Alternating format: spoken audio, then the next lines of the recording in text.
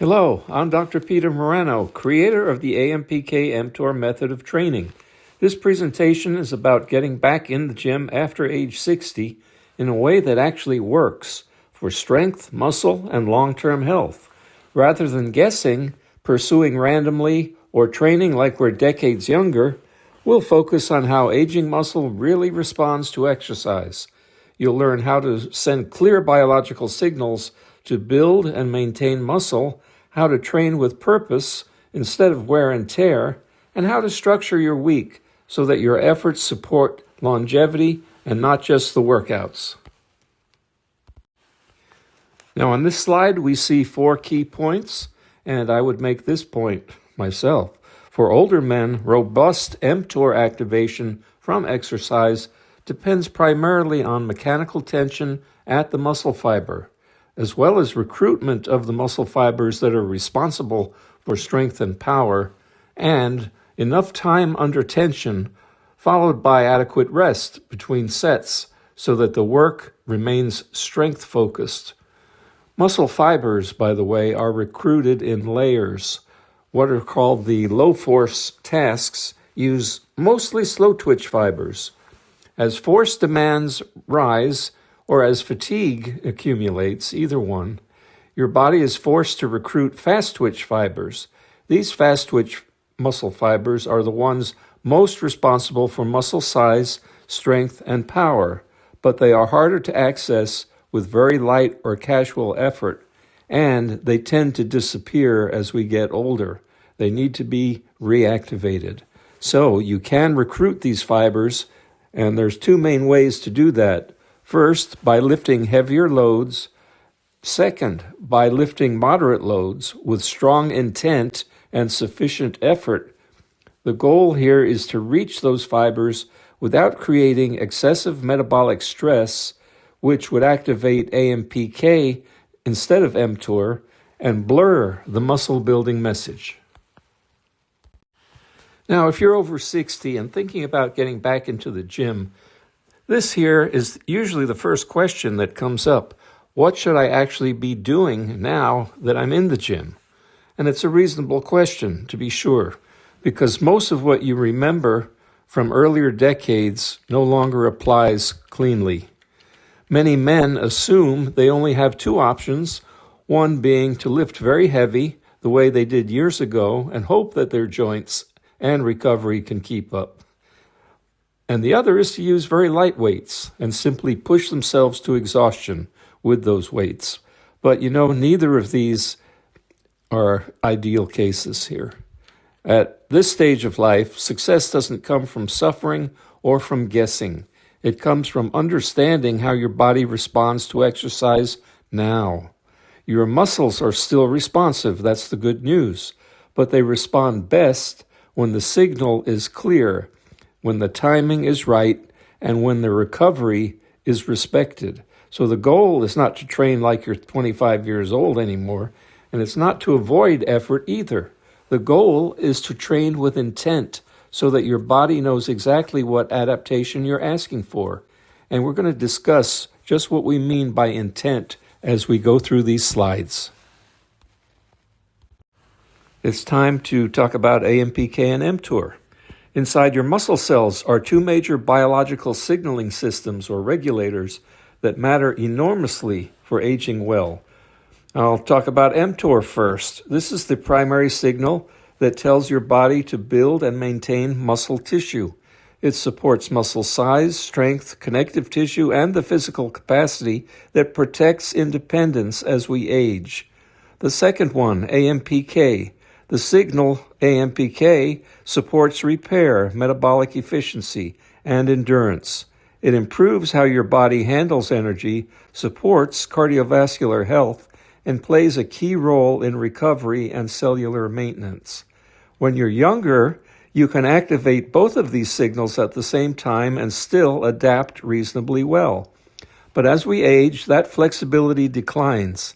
Mixed signals, which I mean trying to build and repair aggressively at the same time, day after day, lead to slow progress, more fatigue, and higher injury risk. Not good. So the strategy changes as we age. Instead of doing everything every day, in other words, mixing cardio with weightlifting, we separate these activities and thereby separate the signals that go along with them. Some days are clearly about repair. We call these AMPK days. Other days are clearly about building, and we call those mTOR days. This separation is not a limitation. It's what allows older muscle actually to respond more strongly. Now, to understand how training activates mTOR, it helps to know how muscles actually work. So look at the points on this slide, and I'll go through them with you now. Muscle fibers are recruited in layers. Easy, low-effort movement uses mostly slow-twitch fibers, which are great for endurance, but limited for strength and muscle preservation. And as force demands increase or fatigue builds, your body begins recruiting the fast-twitch muscle fibers. These fast-twitch muscle fibers are the ones most responsible for muscle size, strength, and power, and they are the fibers that we care most about preserving as we age. And I said earlier that they are the ones that tend to be limited in older age, and that is absolutely the case. Now, there are two reliable ways that I'd like to mention as a means to recruit these fibers, the fast twitch. One is by lifting heavier loads. The other is by lifting more moderate loads with strong intent and sufficient effort. So think about pushing or pulling with a lot of power. That's strong intent.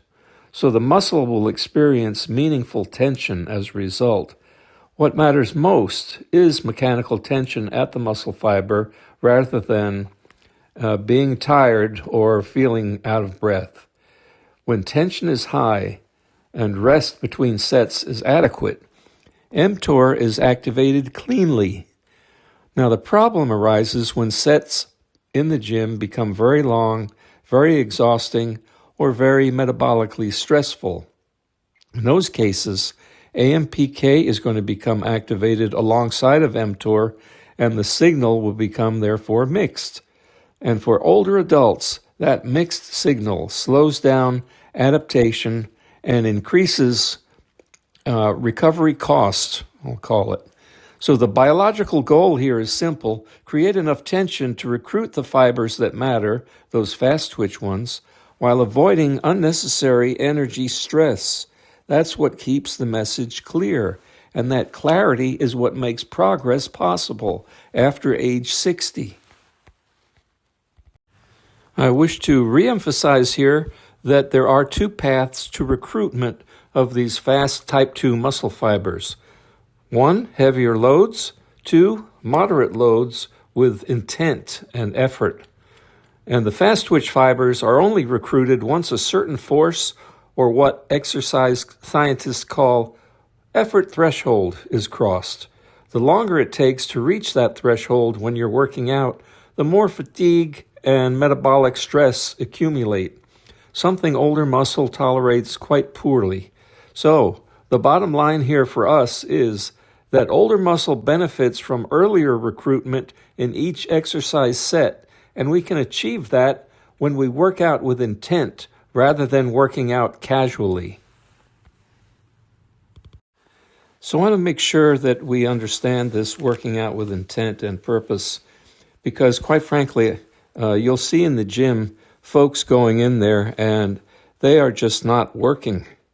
They're going through the motions thinking that that's enough, and it's not, especially when we're older. So I just thought of an analogy to illustrate this. Imagine you are going for a walk. Which of these do you think will benefit your health more? Walking casually at a very slow pace, stopping here and there as you go, maybe sipping some water, or instead walking with purpose and intent, moving quickly and decisively? Well, you guessed it, that one. And it's the same way with performing our gym exercise routines. And later in this presentation, I'm going to suggest to you specific exercises you can perform in the gym or at home in order to generate mTOR with purpose and intent. That is the whole goal here, and that is the reason I put these slides together. and I'm going to provide my coaching cues as if we were training together in the gym, you and me.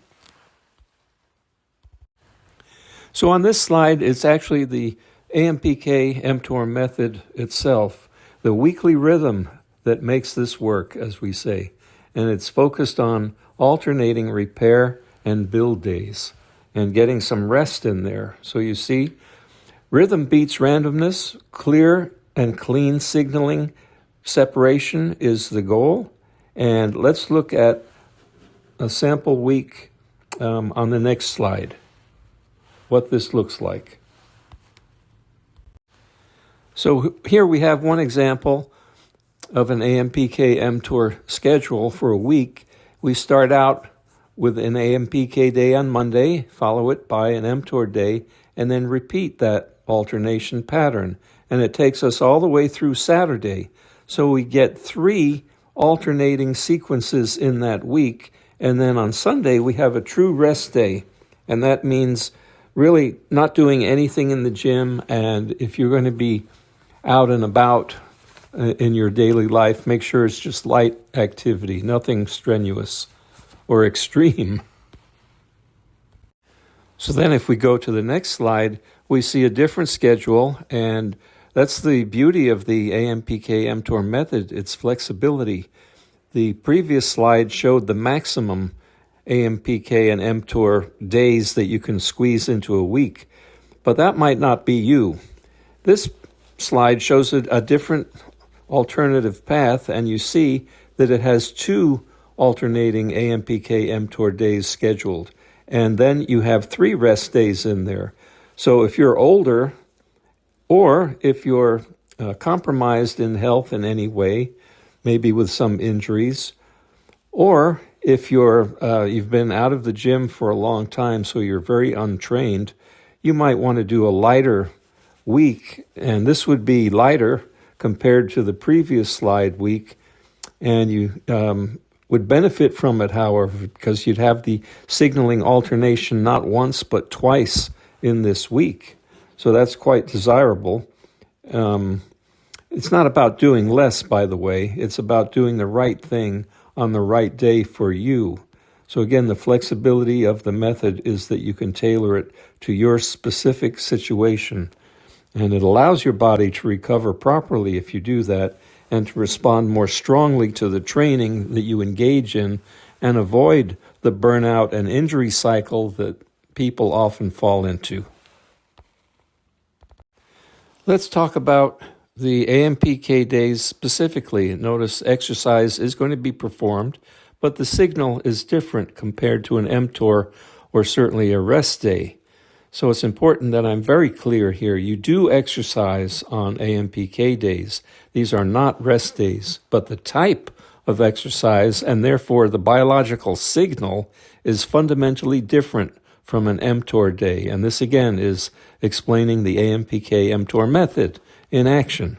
AMPK days use aerobic, cardio, rhythmic, non-straining movement to improve cardiovascular fitness, as well as mitochondrial function, blood flow, and metabolic health, all of that.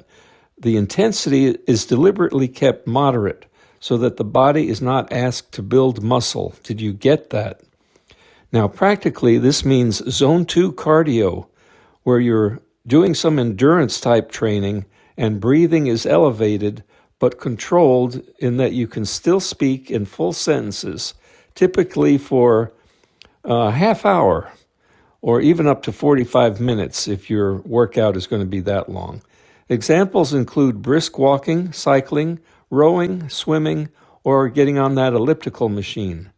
And these sessions actively support repair and recovery while keeping mTOR activation low as you exercise.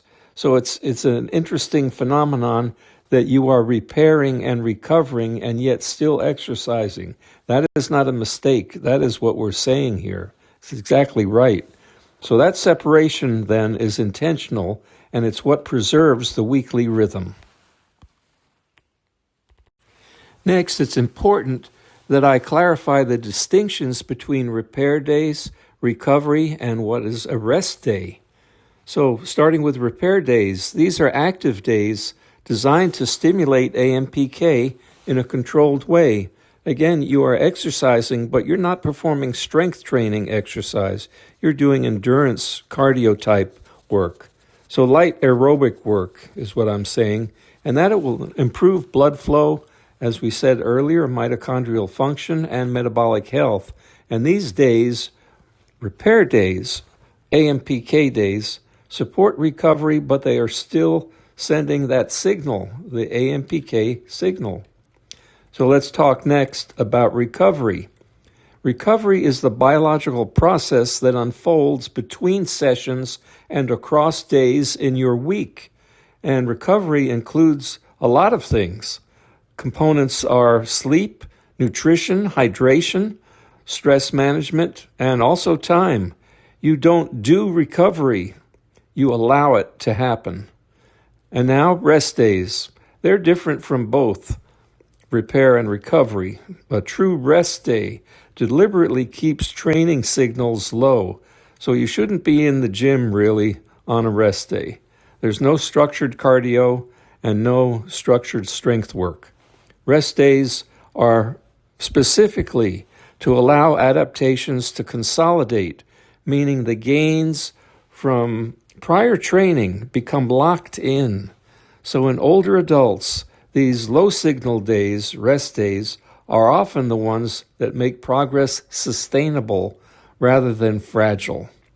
True rest can include normal walking and some mobility work, stretching, easy errands, but it avoids structured cardio, hard lifting, and I'll just do a quick circuit. Nope, don't do it. As we age, rest becomes valuable, more valuable than before, more valuable than ever. Not because you are fragile, but because recovery bandwidth for us is smaller as we're aging. Rest is when the body turns training into long-term improvement. This is adaptation in action. And as stated previously, older muscle needs this rest, this consolidation time. So make sure to program rest into your AMPK mTOR week, 1 day or more. Before I talk about mTOR days, I want to remind us that even though the emphasis of this slide presentation is training, we shouldn't forget that our diet, the nutrition, is very important to support AMPK and mTOR days and rest days as well. So we just got through talking about rest and recovery and so forth. Don't forget that protein is very critical on mTOR days. We need to have sufficient protein, and that's not easily done when we're older unless we plan our meals, quite frankly. Now, an AMPK day is not going to be a high protein day, because if you start taking in a lot of protein, you're going to convert that day into an mTOR day, and you don't want to do that. So an AMPK day should have just moderate protein and calories, moderate. AMPK days should not be let's eat a lot of food days at all. You want to practice some kind of time-restricted eating, maybe an intermittent fast during that day. Don't fast the whole day. That's not what I'm saying, but just extend the time between meals. And mTOR days with the protein, those should be calorically sufficient so you can support that muscle growth. So it's not just about protein, but it's also about calories and intelligent carbs. So not the sweets and the simple carbs, but the complex carbohydrates coming from fruits, vegetables, and whole grains. And rest days, you're not going to be gorging all of a sudden, eating everything in sight. You want to just have a moderately sustainable day of food, which is well-balanced meals to support your usual required caloric intake. And that means not a whole lot of protein again. That would turn it into an mTOR day, or at least get it started in that direction. So moderate protein, moderate calories, well-balanced meals, adequate water intake, hydration. you know the general idea here is to practice sensible eating. And we won't talk about supplement use in this presentation, but there's a place for supplements in certain cases, and we can discuss those and will in future presentations. Having said all of that, let me talk now about mTOR days, the muscle building days. Exercise is definitely performed on these, but how the signal is created to build comes from mechanical tension, strength and power exercises, getting that all-important rest, as I've been talking about, between sets, and trying not to have AMPK spillover. So mTOR days are also exercise days, for sure.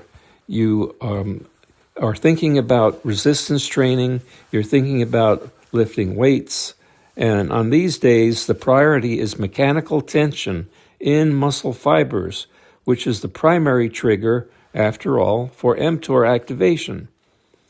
And that means resistance training using compound movements, not really isolation movements. So a bicep curl is an isolation movement, but a squat is a compound movement, meaning a lot of different muscle groups are called into play with the squat compared to the biceps curl.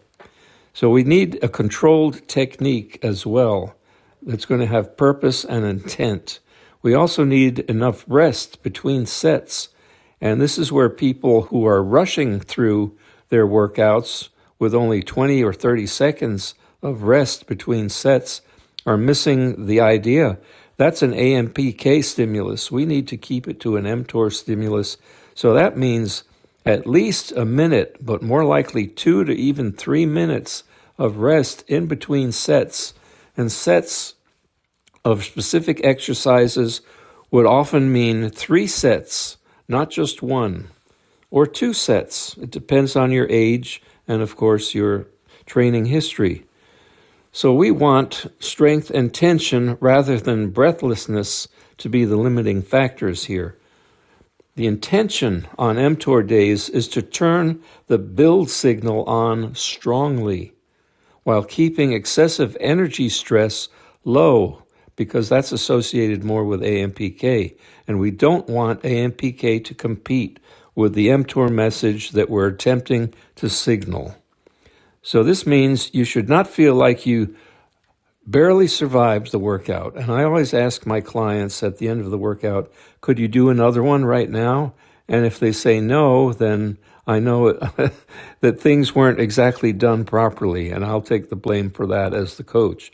But if you feel like you could go another round, that's a good sign. You should feel worked, the better and stronger over time, to be sure. But we use sufficient rest between sets again, often 2 minutes or even 3, and we should keep technique strict so the stimulus goes to the muscle, not to the joints. Did you know that? That's very important. Oh boy, folks, I'm talking up a storm here. I'm really chatting it up because I'm excited to share all of this information. And I just wanted to go back and mention one thing again, and that is if you are working out on an mTOR day and between sets you are fine with 20 seconds in between sets, you're probably not working with enough intent and purpose. In order to do these workout sessions properly for mTOR, we've got to rest. We've got to feel like we need rest between sets. And again, that's between 1 or 2 or 3 minutes. So if you can go through your entire workout with only 20 seconds or 30 seconds between each set and each exercise, it's probably not going to stimulate mTOR all that well. So we're talking about how we might be able to stimulate mTOR to the max. Here, we've got 3 strategies now on this next slide, and that's really exciting that we can talk about this because you don't hear about that typically from trainers in gyms, and there's more than one way that I know of to activate mTOR through training. So I want to share all this information with you now. And it's important to us as older men.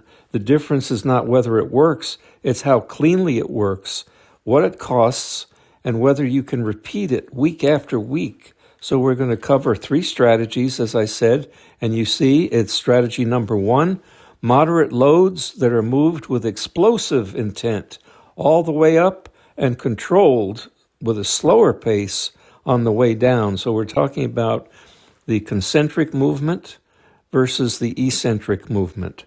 Now, strategy 2, moderate loads, again, not huge loads, moderate loads taken close to fatigue. What does that mean? That you're using that weight and having as many reps as it requires to bring you close to failure, to fatigue. Typically stopping with 1 to 2 reps still in reserve. So you don't actually get to the last rep. That's important. And you're going to have a very controlled tempo and full rest in between sets. And again, the tempo is going to be that it's fast or powerful on the concentric phase, and it's slowed down on the return phase, the eccentric phase. So you push or pull quickly with power, and then you let the weight back down slowly. And this creates a very important mechanical tension when you do that.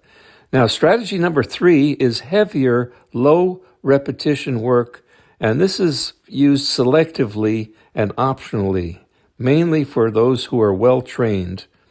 It's carefully chosen and conservatively dosed, and I don't recommend it at all for beginners. I would focus on strategy 1 or strategy 2. Now comes the really fun and important part. We're going to discuss these strategies in a little bit of depth. And strategy 1 is first up. So it uses moderate, age-appropriate loads and focuses on explosive intent. This is a power move. And for power, we're talking about moving force quickly. So there's the speed aspect to it. So this is all done on the push or pull phase, the concentric phase, where you're moving the weight without recklessness, though, and combined with a controlled return or eccentric phase on the way down that brings you back to the starting position before you even move the weight. So biologically, the explosive intent does something very critical that we are after, that we need. It helps recruit high-threshold motor units early, and the controlled eccentric adds time under tension and mechanical stress per muscle fiber. And we're trying to activate those fast-twitch type 2 muscle fibers, remember, with this technique, and we will. So together, this creates a very mTOR-friendly environment with relatively low metabolic stress. And that means less AMPK interference, and that's a good thing. So this matters because power declines faster than strength with age. Did you hear that? Power declines faster, so you are losing power. I am losing power quickly compared to losing just general strength as I get older and as you get older. And loss of the fast twitch motor unit recruitment factor is the major driver of frailty, of falling. You don't have the power in your legs anymore, and you're much more likely to go down. And that could be down a flight of stairs. That could be down just walking around, but on concrete, it's not a very pleasant thought. And it's happened to me, quite frankly, accidentally, but it still happened. Now, you don't need maximal loads to recruit fast motor units. That's the good news. But you do need speed of intent. And here again, we're getting at the notion of explosive power during our lifting.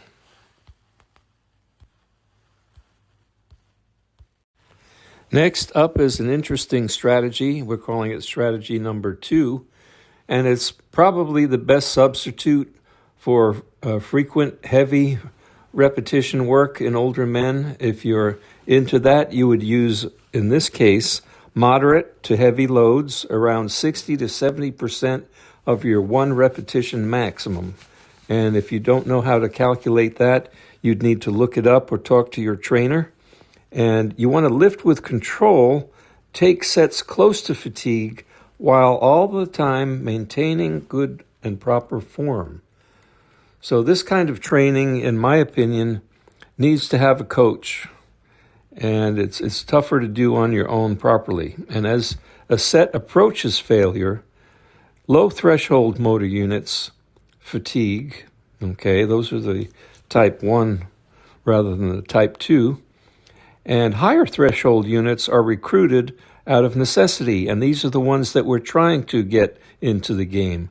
And that means you still get strong fiber level tension and mTOR activation without maximal joint compression or a big cost to your central nervous system, which is going to promote fatigue. So the key is to stop 1 to 2 reps before you get a technical breakdown in your form, with 2 to 3 minute rest again, so the set stays strength focused rather than becoming a metabolic grind. And that rest again is important because it allows you to progress throughout your workout and be as fresh as possible for each exercise and for each repetition and for each set, all of that. That's why it makes strong sense. And if you have a coach, the coach can help you achieve that, because sometimes when we're training ourselves, and I know this from my own experience, we're impatient, we're in a rush, we want to get done, we don't do things properly. And before I leave this slide, I realize I misspoke. The first bullet point is 60 to 75%, not 70% of one repetition maximum. And I want to take a moment just to explain that one repetition maximum concept. So let's say you're performing a bench press and you have 100 pounds that you're going to lift. So if you can only lift that one time before you're unable to lift again, your one repetition maximum is 100 pounds. 50% of that would be 50 pounds. 75% of that would be 75 pounds, you see? And so the idea here is that if you're in the 60 to 75% of 1 RM, repetition maximum range, that means you can probably turn out between 8 and at most 12 reps. So this is the idea behind that first bullet, okay? So it's a moderate to heavy load, and your load is going to determine how many repetitions you can lift. So the heavier the load, the lower the number of repetitions. So you'd be closer to 8, whereas if you have a moderate load, you'd be closer to 12 reps, you see? Okay, and this brings us to the third strategy, selective heavy work. And it's an interesting one to discuss and has its place, quite frankly, but the cost is higher. And what I'd like to say about this particular strategy is that heavier load repetition training remains a powerful signal because high loads force high threshold motor unit recruitment and those type 2 muscle fibers are what we're talking about, and high mechanical tension as well. So it can be valuable for maintaining maximal strength. There's no doubt about that. There's no question about that. But in men over 60, there are trade-offs, and these are real. Joint tolerance varies widely. Recovery cost per heavy set will increase, and fatigue from central nervous system overstimulation is higher, and the margin for technical error, quite frankly, in performing the lifts is smaller. So for many men, heavy 5S are best used as a supplement rather than the foundation of their training, and should be reserved for well-prepared clients with conservative volume and longer rest. And by the way, I should explain, when we use the term, you see it like 5S. 5S is a shorthand for 5 sets. And so when I say heavy 5S, I mean you're lifting a heavy weight that you can perform for about 5 controlled reps per set. So it's actually repetitions per set. Typically, this will translate into the range of 1 RM, 80 to 88%, 80 to 90% roughly of 1 repetition maximum. And there's full rest required for these types of lifts, which can be over 3 minutes, in excess of 3 minutes. And this is the classic low repetition strength training style used to build maximal strength. And why does this matter that we even talk about this? Well, it's our third strategy. That's one reason. And for younger lifters, heavy sets of 5 can be used frequently with good results. But for us, for many men over 60, they can still work biologically. That's not the issue here. But they come with higher costs, and I want to list those. They come with these higher costs: greater joint and connective tissue stress. So there's a chance for pain and injury. Higher nervous system fatigue, which we mentioned. Narrower margin for technical error. So you have to be really good in your technique when you perform these heavy load lifts. And that's not so easy when you're older because you don't have all the muscle and supporting structures like you did as a younger person. And there's a longer recovery requirement. And that's why I described heavy 5S as a supplement, not a foundation. They're best used occasionally, if at all, with conservative volume by well-prepared lifters rather than as the default way to train every week. And if we could say it this way, and I'll leave you with this thought and move on to the next slide. Very heavy, low rep lifting still has a place, but it shouldn't be the way that most older men train.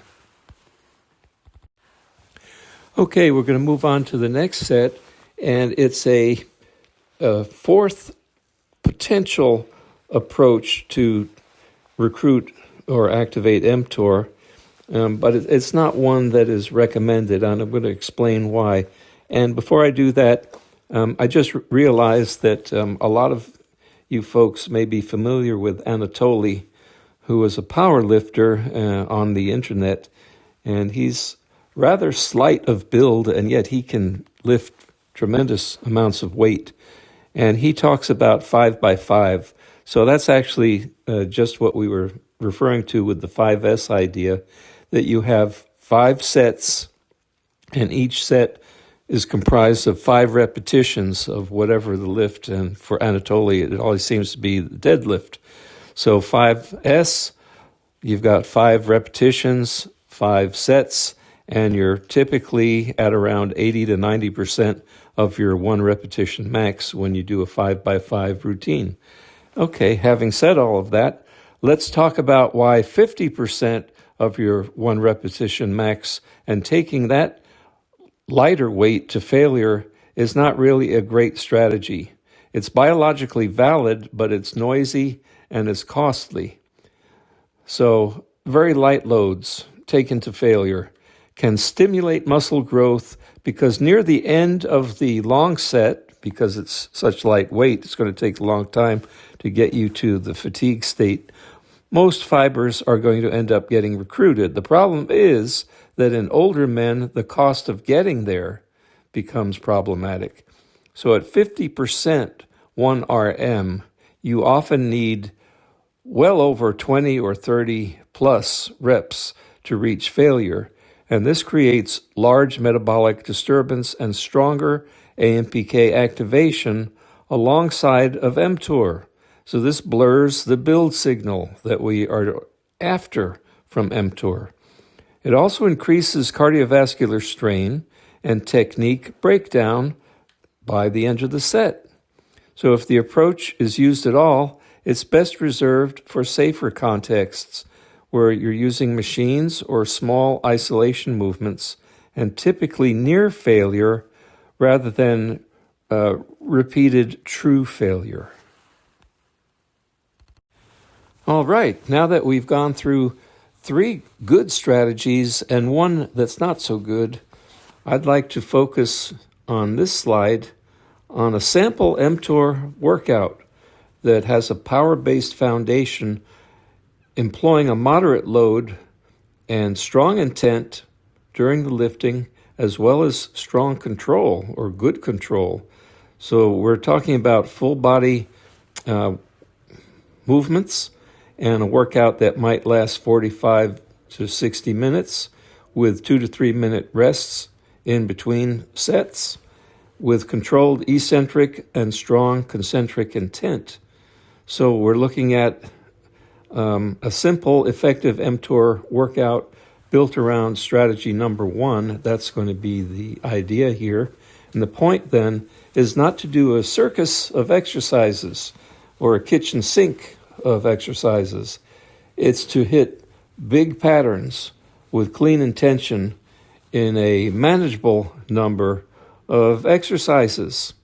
And we're going to look on the next slide at 5 specific ones. So hold on to your hats. And here we go. This is a sample mTOR exercise session that I can recommend. It's comprised of these 5 exercises: the squat or leg press, bench press or push-ups, bent over row or seated row, standing overhead press, and then kettlebell swings. So let me just give a few cues here to you from my coaching perspective. If you're going to perform the squat, for instance, we're looking at 3 sets and 6 to 8 reps. So you're going to push up in the squat movement with purpose, intention. So that means speed, power. Then you're going to lower yourself back down under control. What about the bench press or push-ups? We're going to do 3 sets again, 6 to 8 reps, and make sure that you have controlled lowering of the bar, but a strong upward push. Now, it's important to mention that the breathing cadence that you employ is critical when you perform these exercises. So, for instance, with the bench press, you want to exhale, breathe out as you push the bar up, and inhale as you allow it to come down to the starting position. So this is the general idea when we're lifting, when we're moving weight, is that we breathe out or exhale when we're exerting the force, and we inhale on the return. So let's look at the third exercise, the bent over row, or it can be a seated row. Again, we're looking at 3 sets and 8 reps per set. You want to pull with power, so it's going to be speed. And you want a brief pause before you return that bar forward. Number 4, standing overhead press. We'll recommend 2 to 3 sets as you're able, and 6 to 8 reps. So you have to stabilize your core before you perform this exercise, so you can hold on to the bar, but then tighten your core, keep it stable. You want to have your body, upper body erect, and that will help stabilize the core. Don't want to be slouching or anything like that. And then as you push up with power, then you slowly control the descent of the bar. And that's the proper technique on that one. And then the 5th one, the kettlebell swing. Love this exercise. It's really a power move using compound lifting strategy. So we have 3 sets, and we try for 10 to 15 reps, so the repetition range almost doubles. And what's key here is to realize, and this is where a good trainer comes in, make sure you're not lifting the kettlebell with your arms. The arms are just there with your hands to hold on to the kettlebell. All of the movement should come from your hips. So you want to have explosive movement upward with your hips, and your arms need to be relaxed. And you swing that kettlebell up to about eye level, and then on the return, you come down and you let the kettlebell kind of swing in between your legs before you push it up again with your hips. And make sure your breathing again is correct here. You want to breathe out on the way up and breathe in on the way down. Keep the technique clean. Keep your breathing proper. Rest fully between sets and between exercises so that you can leave the gym feeling trained rather than wrecked. Okay, let's look at another sample mTOR workout. This one is the near fatigue effective reps variation, where there's a moderate load, there's high effort, and we keep 1 or 2 repetitions in each set in reserve. We don't go to failure. So you see the repetition maximum range there, 60 to 75% and 8 to 12 reps. We're going to stop, as I said, before the form breaks down in your routine, and we're going to use ample rest, 2 to 3 minutes, keeping AMPK in check and maintaining this as a true mTOR workout. And so on the next slide, we'll actually see the exercises, and I'll go through them with some particular tips that I can pass along. All right, let's move on and look at another sample mTOR workout. And this is the near fatigue effective reps variation, where we use a moderate load, high effort, and we keep 1 to 2 repetitions in reserve. We don't go all the way to failure. And we've discussed this one as one of our strategies, you might recall. And this is a build day workout built around strategy number 2, which is joint and recovery friendly, but still strongly anabolic. So I like it for those reasons. Now, let me go through all of the exercises with you and give you some trainer tips as I do so. So the first one up is the bench press. And you can use a bar, or you can use dumbbells, or you can, if you have access to a Smith machine, that works out well. And the Smith machine is good for older clients because it's a bit safer than a free bar. It's going to do some of the work for us. It's going to be a good tool, however, for many clients.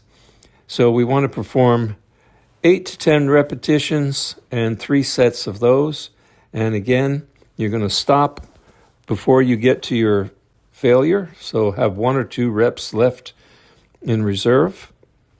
And you're going to lower the bar with control and press it smoothly but powerfully up. And you're going to stop again before your form begins to deteriorate with too much slowing or exaggerated movements of the bar that it's shaking and that you're grinding.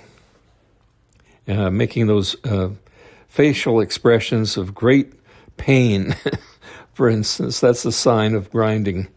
Now, when are you going to exhale and when are you going to inhale? So again, on the way up, that's when the effort, we're moving the weight. That's when you breathe out. That's when you exhale.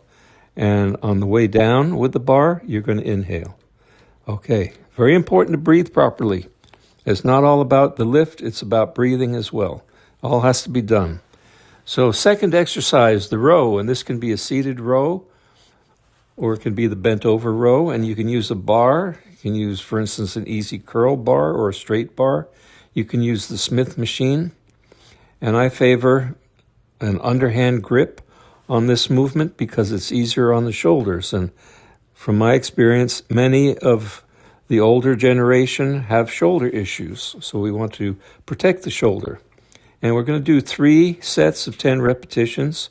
You want to have a neutral spine. Your back needs to be flat and not arched or hunched. Initiate the movement with your upper back, pulling your elbows back behind you with control as you hold onto the bar.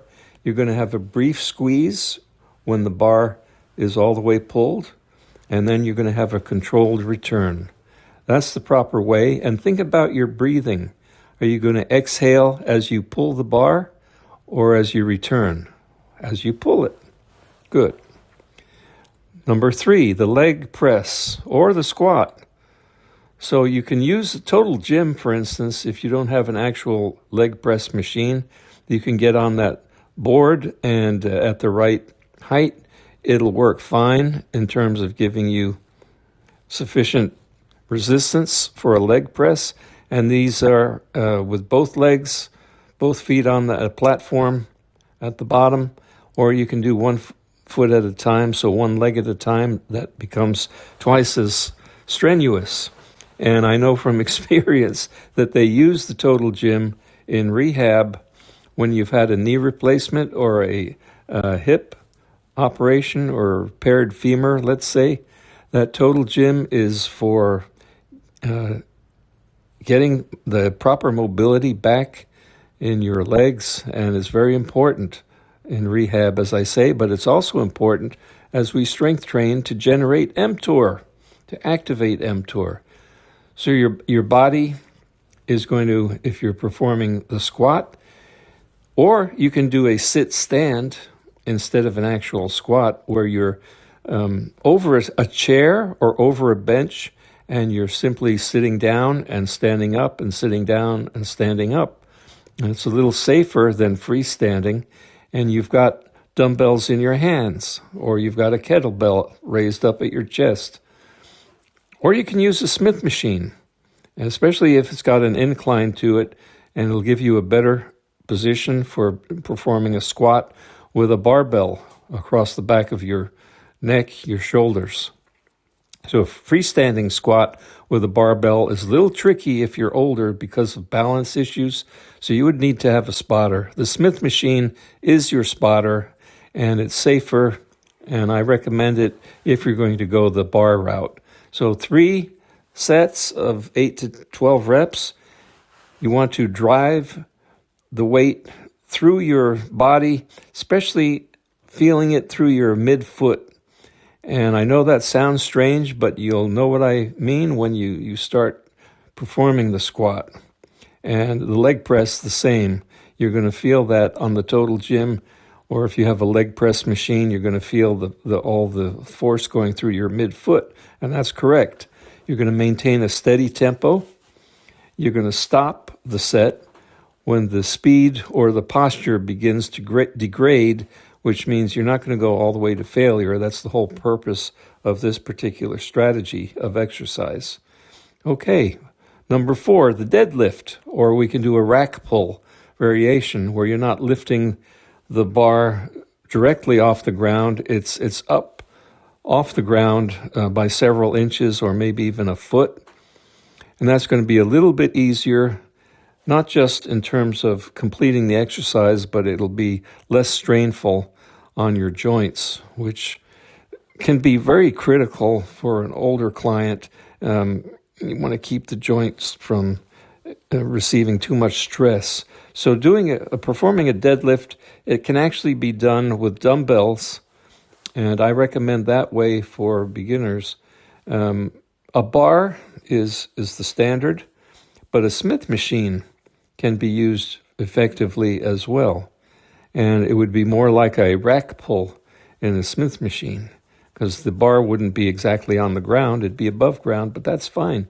You can get the same kind of movement in this variation, and we would perform 2 to 3 sets of 6 to 8 reps with sufficient weight, but make sure that you don't go to failure.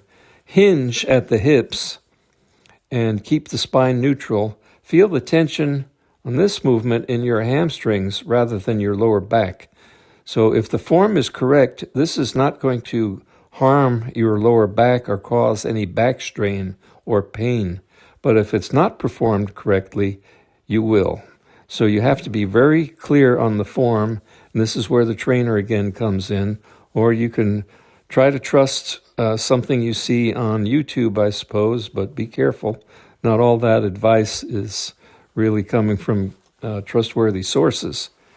But this deadlift is one of the big 3 foundational lifts of bodybuilding. They consider the deadlift and the bench press and the squat as sort of the holy grail. And we've got them in our routine here, you see. Now, number 5, the overhead press. We can use dumbbells, we can use a bar, we can use the Smith machine. And we're going to have 3 sets of 8 repetitions.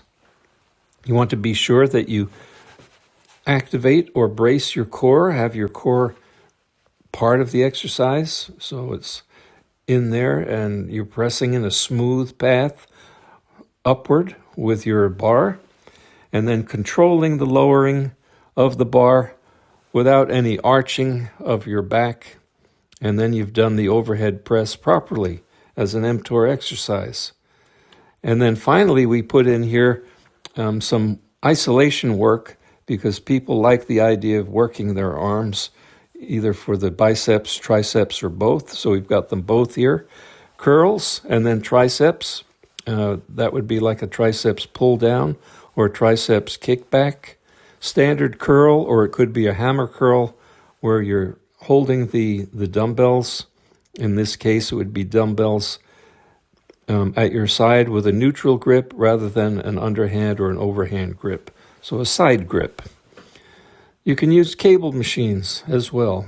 And the idea would be 10 to 12 repetitions in 2 or 3 sets using a controlled, slow movement on the concentric or upward swing.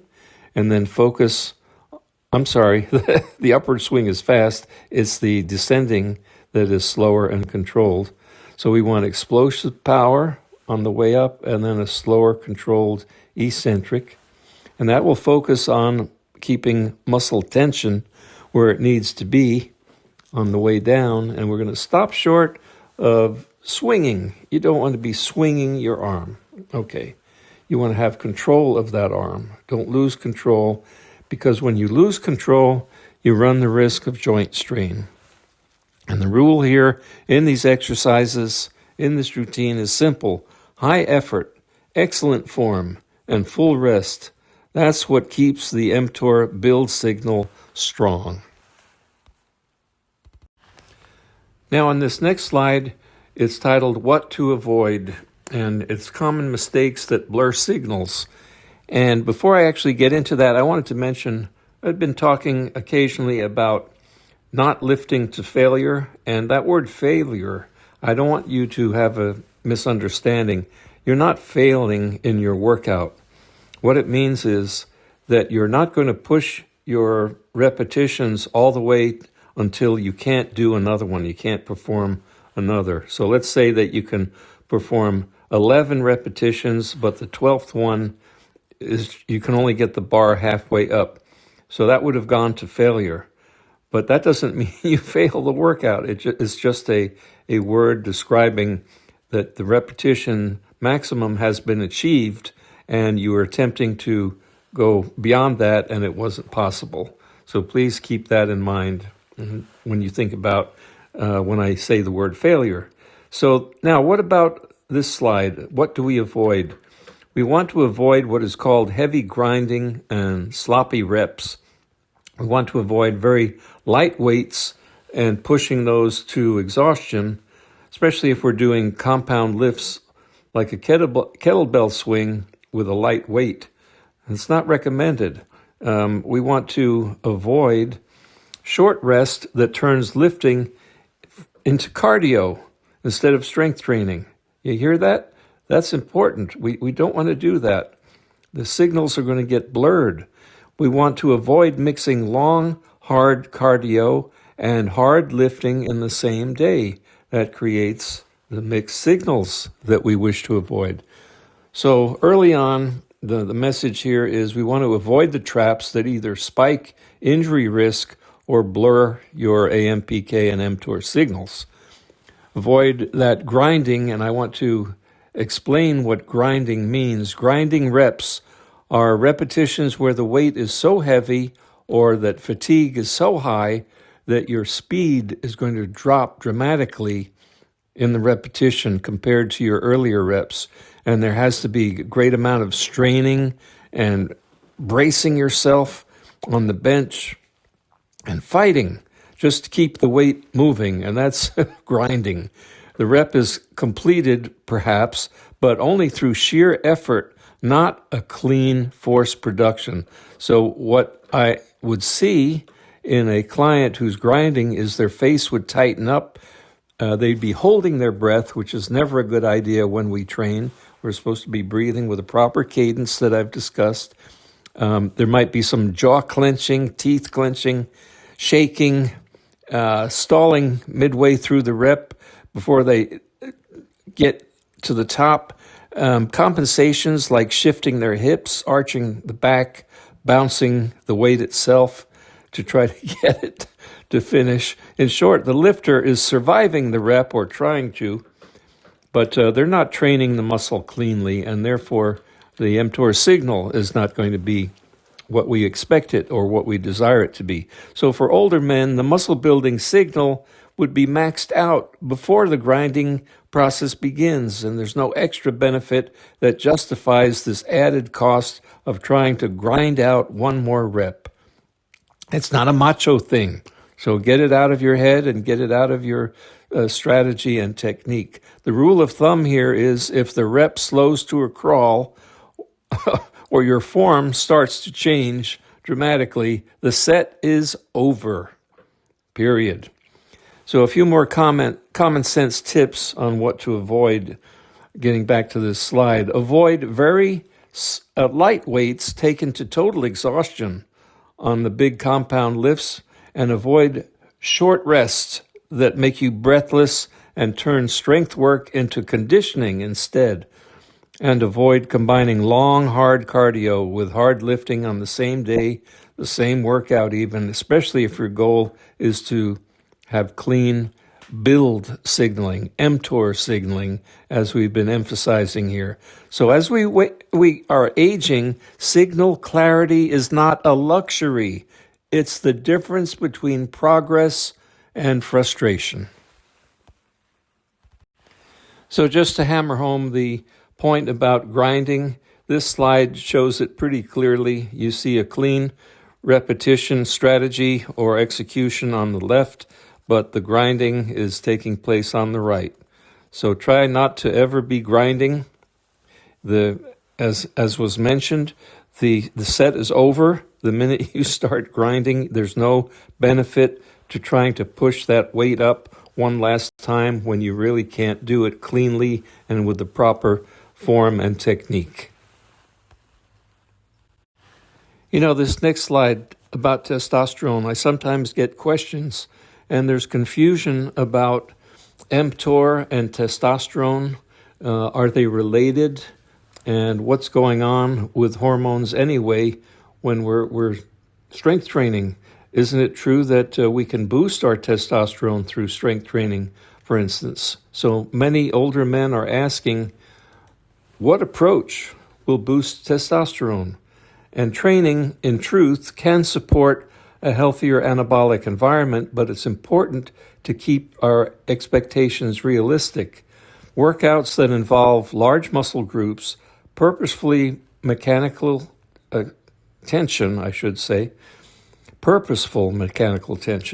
and adequate rest. These are the things that tend to be more supportive than exhausting sessions that drive stress sky high. So in other words, what I'm saying is that strength training done intelligently can support a better testosterone to stress balance. And you might recall or know the stress hormone is cortisol.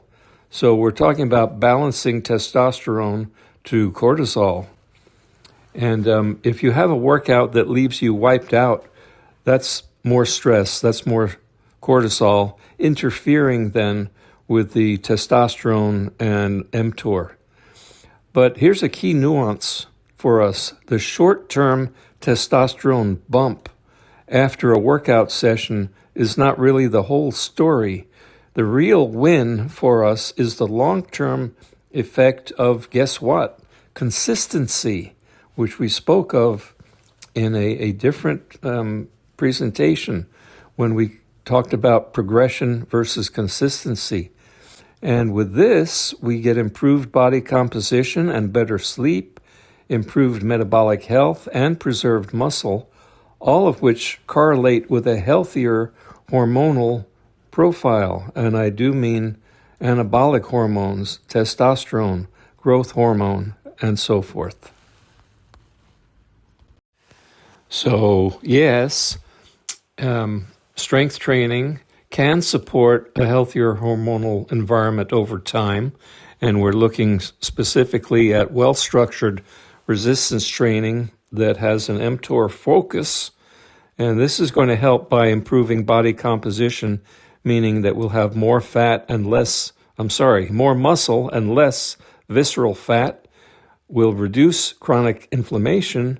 We will improve insulin sensitivity and support something as important but forgotten as better sleep quality. All of these factors are associated with a higher or better maintained T level as men age.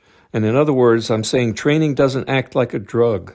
It improves the conditions under which testosterone is produced and regulated. Short-term increases in testosterone after workout do occur, but they are small and temporary. That's the bottom line here.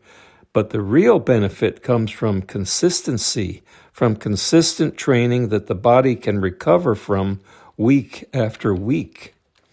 Now, what training cannot do, exercising cannot reliably boost T levels beyond your physiological range, and cannot override age-related decline on its own.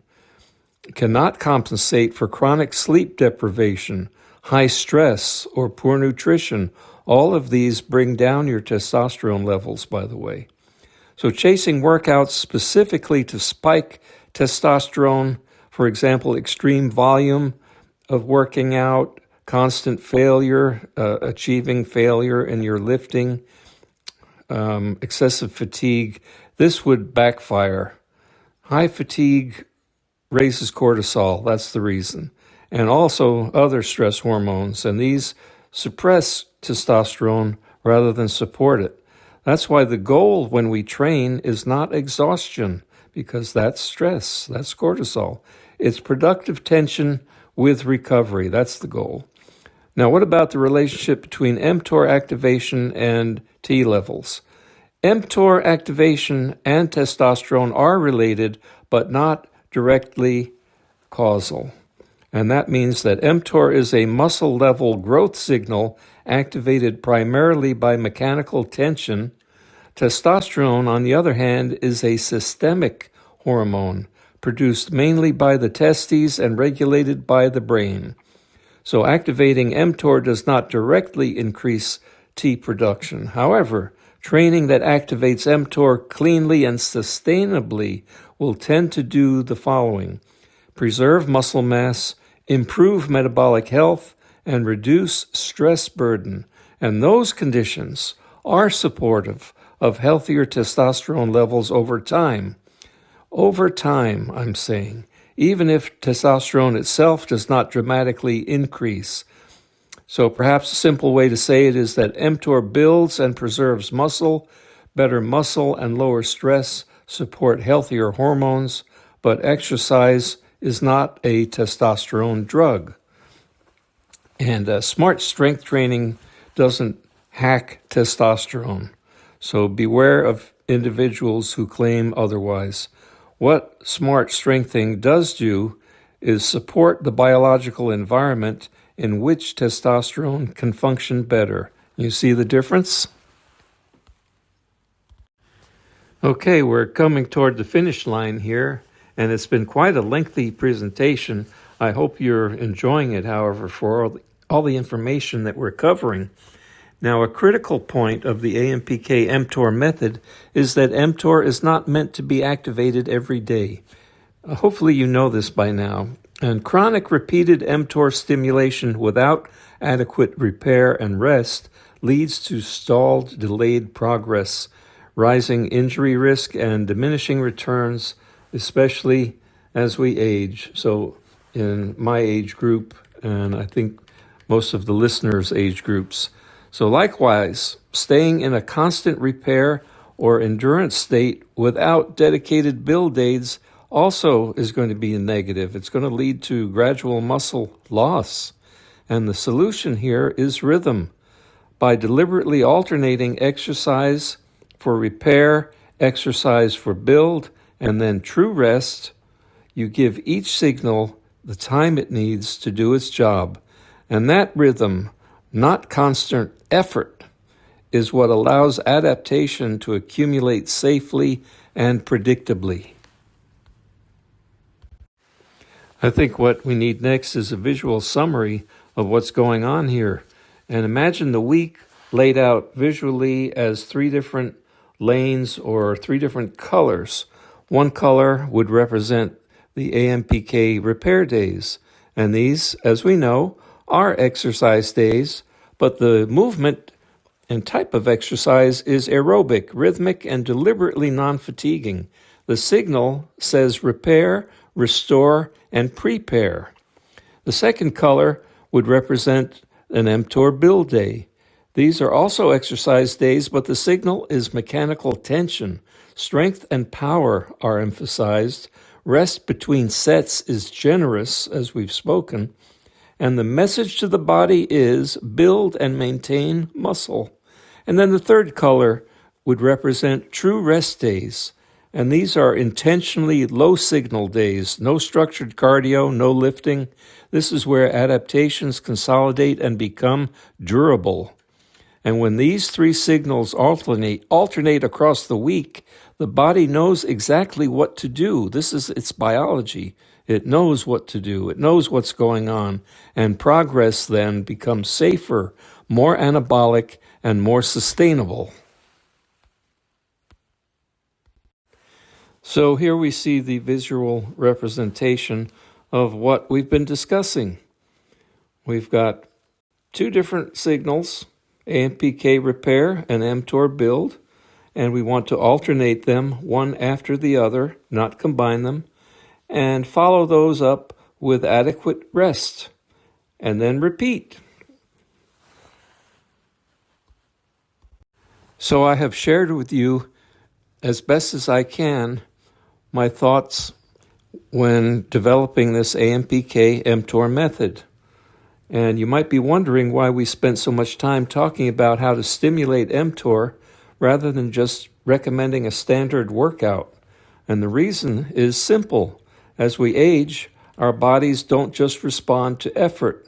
They also respond to signal clarity. So standard workouts often mix endurance, stress from endurance, strength and strength stress, and fatigue, all in the same session. And when you're younger, your body can sort that out. But later in life, these are mixed signals, and they lead to a slower progress, more soreness, higher injury risk, all things that are undesirable even when you're working hard. So by exercising in a way that deliberately emphasizes mechanical tension on build days and metabolic repair on other days, which is the way I designed the mTOR AMPK mTOR method, we send the body a clean, unmistakable message. Today is a day to build muscle and strength. And that clarity matters. And that's why this slide presentation focused on activating mTOR and how you achieve that. mTOR needs to be allowed to do its job more effectively, with less stress and less recovery cost. The result isn't just more muscle then, it's more resilience in older age as we approach the marginal decade. It's better function and training you can sustain for years, not just months. So this isn't about doing something exotic or complicated. It's simple. And it's respecting, however, how aging muscle actually adapts, and training in a way that works with your biology rather than against it. You don't need to be training harder. You need to be training smarter. And I know that's a cliche, but with clear build days and clear repair days and true rest days built into the week, it's not only possible, it's very doable and very practical. The rhythm is what counts, not constant effort. Get that rhythm of back and forth into your week, and that's going to do the trick. It's what allows strength to return, confidence to rebuild, and results to last, even when we're older. So we made it.